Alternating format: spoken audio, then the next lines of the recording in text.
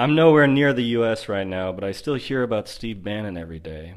Who is Steve Bannon? Why is his name always in the press? What is his relationship to Donald Trump?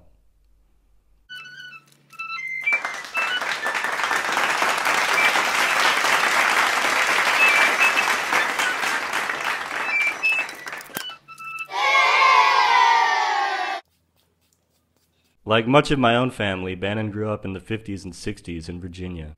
His father worked on the telephone lines, and he remembers a very ordinary working-class childhood. His precocious, outgoing nature led him to go to Virginia Tech. That's where he took up an interest in politics. And running as a radical candidate, he swept the elections for student senate. He was a campus big shot and exceptionally popular by the time he graduated. With many offers back home, he actually decided to join the Navy. Bannon spent 7 years in the Navy, and he was in the Gulf during the Iran hostage crisis. It was there that he lost his faith in the Democrats, especially President Jimmy Carter. Returning to the States, Bannon was admitted to Harvard Business School. From there, he was hired by Goldman Sachs. Soon, he was a very rich man. However, when 9/11 happened, things changed for Bannon. He became more interested in his political leanings, and more interested in understanding what was happening, and more interested in fighting what he called the beast. According to his early work, Bannon's representation of the beast is both communism and today's modern radical Islam. These are the twin enemies fighting America and Europe's shared Christian heritage. By spreading information, he hoped to overcome the beast. Moving to Hollywood, he made a living making documentaries. After 2008, Bannon caught the attention of Sarah Palin, former vice presidential candidate against Barack Obama and Joe Biden, when she ran with John McCain. Her story was one of endless fascination for Bannon because she was a populist and she was very connected with her people, with her voters. She was considered a maverick. She was a superstar in politics. And Bannon saw something really incredible about that, and he wanted to take advantage of that. Around that time, Bannon became friends with Stephen Miller, whom we recently saw on a video where he was fighting with CNN, talking about immigration, talking about the poem on Ellis Island. But anyway, that's one of those things. I want to do a video about that one too. But Stephen Miller, actually, it turns out he was kind of a troll in a bit, or at least radical and wild and as off the chain as, say, Breitbart or Bannon or Trump. As a White House staffer, he sent so much email. He would write long essays, and other people in the White House considered it spam.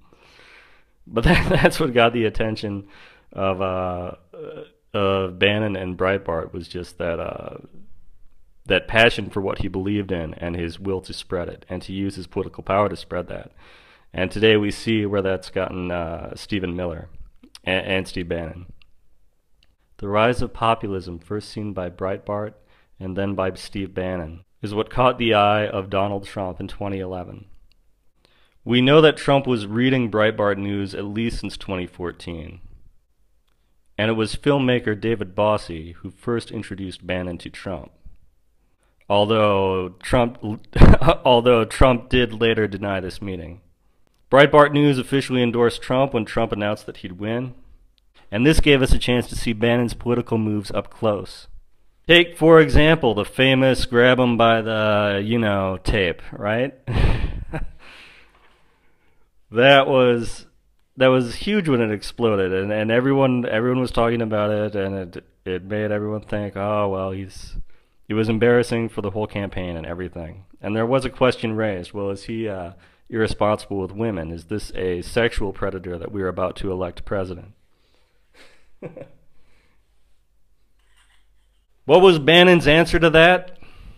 Bannon said, let's take a look at Bill Clinton. And let's take a look at Hillary Clinton. Let's look at cases they've been involved in. Bannon organized a press conference where he brought all of Bill Clinton's accusers, everyone that Trump could find and sat them all together, including Paula Jones. And they were all dressed in just working people, ordinary gear, just the common folk. And Trump brought attention to that, and that was one of the moves, one of the cultural moves that actually brought the whole bus tape thing to an end, or at least found something that overcame it. Of course, we also had people, trolls on InfoWars that would jump out in their T-shirts that would say, "Bill Clinton is a rapist." I get so nostalgic thinking about 2016. It was the greatest. It was the greatest season of politics TV ever. Where was I? At this conference, a reporter asked Paula Jones, "So, how do you feel about people who assault others, And Paula Jones said, "Why don't you ask Hillary about that?" To sidetrack for a moment, I just wanted to point out that there is a big difference between these things that Bannon plans and Trump's actual will on certain things. Early on, we did see some conflict between Trump and Bannon. This goes back to right after Trump's victory at a CPAC conference. Bannon gave a speech that used a lot of his characteristic language, including talk about deconstruction. Well, the media, as you know, likes to hit on Trump, and so they jumped on that right away. And in CNL and in other places, and liberal memes, to the extent that they even have them, they don't. Liberal press, they were saying that Bannon was just the puppet master. And we see that with a lot of presidents. That was very big with W and Cheney. But I think it was a little more justified with that. I don't know. I still don't like Bush. I never voted for him, never would. Jeb, though, I would vote for him. He's so nice. He's so nice. I feel like I got through that pretty quickly. Anyways, after the first 100 days, Bannon is still part of Trump's team. And in spite of what you heard, they've been friends for a few years. And they see eye to eye on many things. And Bannon, I'm conservative, but I hate to say it, but he's kind of like the Goebbels to Trump's Hitler, He's like, he really understands, he really gets how to get inside of people's heads. But that's not because of pure manipulation or because he's telling them what to think. It's because he's listening to what they are saying. A populist movement is sweeping across America and across Europe, and Bannon is a key figure in that. I think he'll stay part of Trump's administration for a long time. Stephen Miller as well. Right now, the press likes to jump on changes happening in the White House. And to be fair, compared to other officials like Obama and the Bushes, Trump really didn't know what was going on when he first got in the White House. And yes, he'll deny being friends with Bannon. And no, he won't do things he doesn't believe in simply because Bannon tells them that they're popular. But just like Bannon helped him win in an unlikely election, he is going to rely on Bannon's advice and Bannon's good judgment for years to come. And yes, I said years because I really predict that Trump is going to win again. And that's not a bad thing. The best thing about this whole story, about learning about Breitbart and Steve Bannon and going through and watching this documentary, I'll put the title below, you can look that up. It's really good, recent documentary, just going through over these basic facts on Bannon's life.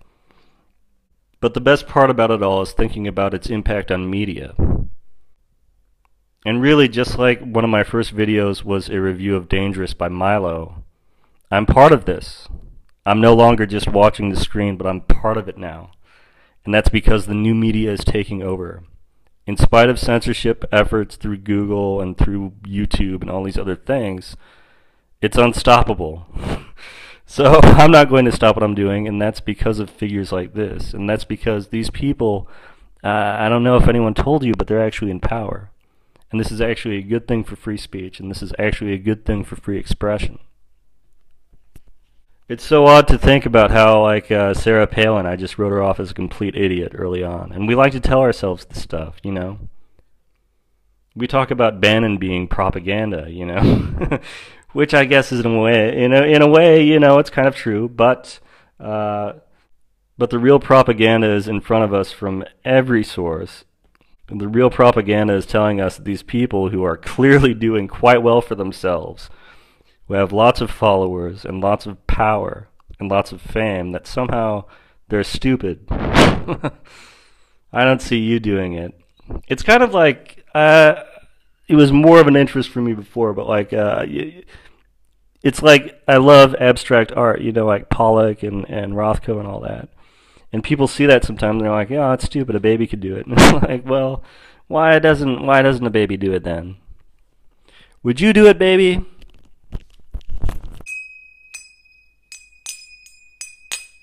Anyway, that's all I got for you. I'm going to keep making videos. Don't worry. I'm getting into a habit now. Please stay tuned. New videos every week here on Jinkai Job.